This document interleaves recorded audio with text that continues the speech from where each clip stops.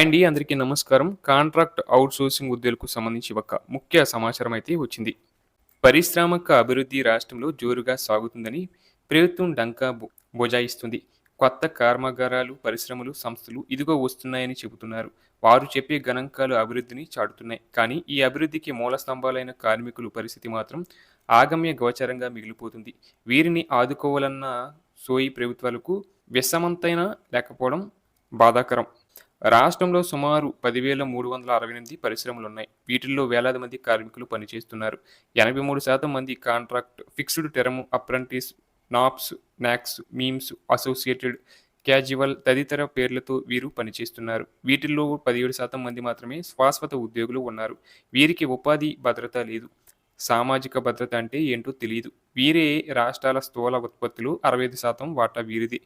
కానీ వీరి బతుకులు మాత్రం అనిశ్చితి, దోపిడీల మధ్య కొట్టుమిట్టాడుతున్నాయి.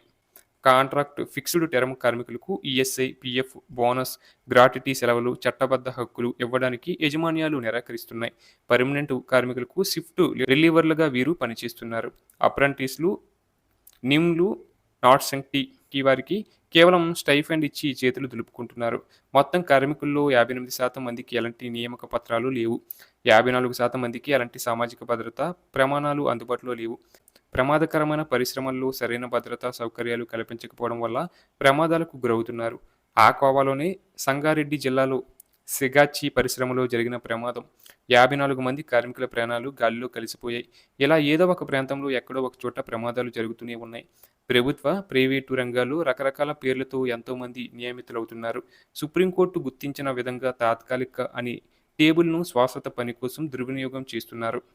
ఒకే డెస్క్ మీద ఒకే అధికారి కింద రెగ్యులర్ ఉద్యోగి చేసే పనే చేస్తున్నా వారికి పెన్షన్, ప్రావిడెంట్ ఫండ్, ఉద్యోగ భద్రత, కెరీర్ వృద్ధి ఏమీ ఉండవు. దశాబ్దాలుగా ఇదే పద్ధతి కొనసాగుతుంది. ఎవరైనా తమ హక్కుల కోసం గొంతెత్తితే నిర్బంధాలు, కేసులతో కార్మికులను భయపెడుతుంది.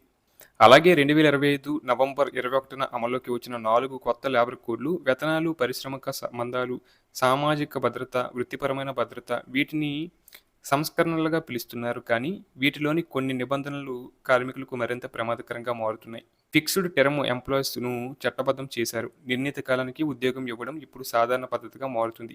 దీన్ని హైర్ అండ్ ఫైర్ విధానానికి పునాది అని కార్మిక సంఘాలు విమర్శిస్తున్నాయి. యజమానులు శాశ్వత పనులకు కూడా పదే పదే స్వల్పకాలిక ఒప్పందాలు ఇచ్చే అవకాశం ఉంది. పేరుకు ఎఫ్‌టీఈ ఉద్యోగులకు శాశ్వత ఉద్యోగులతో సమాన ప్రయోజనాలు ఉన్నట్లు చెప్పినా ఆచరణలో ఇది యజమానుల దోపిడీని చట్టబద్ధం చేస్తుందనే ఆరోపణలు ఉన్నాయి. పోరాడి సాధించుకున్న 8 గంటల పనిదినం స్థానంలో కొత్త కోడ్ల ప్రకారం 12 గంటల పనిదినాన్ని చట్టబద్ధం చేస్తున్నాయి. ఇది సాధించిన శ్రామిక హక్కులపై దాడి తప్ప మరొకటి కాదు. పారిశ్రామిక అభివృద్ధి జరుగుతుంది. కానీ అందులో 80% మంది పారిశ్రామిక కార్మికులకు సామాజిక భద్రత లేదు. కాంట్రాక్ట్ పద్ధతులు పెరిగిపోతున్నాయి. యజమాన్యాలు ఈజ్ ఆఫ్ డూయింగ్ బిజినెస్ పేరుతో కార్మికులను దోచుకునే వెసులుబాటును సృష్టిస్తున్నారు. ఒక ఉద్యోగి ఒక సెలవు తీసుకుంటే తిరిగి వచ్చేసరికి అతను కొత్త నియామకంగా మారుతాడు.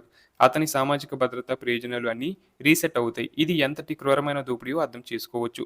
అలాగే Telangana state fixed term and non regular employees union CITU రాష్ట్ర ప్రథమ మహాసభ సంగారెడ్డి జిల్లా కేంద్రంలో ఆదివారం నిర్వహించనున్నారు. ఈ మహాసభలకు రాష్ట్ర వ్యాప్తంగా 33 జిల్లాల నుంచి 500 మంది ప్రతినిధులు హాజరు కానున్నారు. మహాసభలకు ముఖ్య అతిథిగా సిఐటియు అఖిల భారత కౌశాధికారి ఎం సాయిబాబు, రాష్ట్ర అధ్యక్ష ప్రధాన కార్యదర్శులు చొక్కా రాములు, భాస్కర్ హాజరు కానున్నారు. వీరి సమక్షంలో పలు తీర్మానాలు చేయనున్నారు.